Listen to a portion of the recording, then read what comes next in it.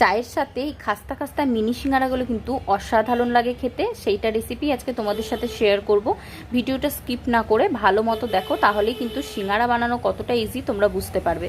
প্রথমেই ময়দার মধ্যে লবণ, তেল, কালো জিরে আর সামান্য হিং দিয়ে ভালো করে ময়াম দিয়ে নিতে হবে। তারপর অল্প অল্প করে ঠান্ডা জল দিয়ে রুটির থেকে অল্প একটু শক্ত করে ময়দাটা মেখে নিয়ে ঢাকা দিয়ে রাখতে হবে আধ ঘন্টা মতো। তারপর পুরটা করে নিতে হবে।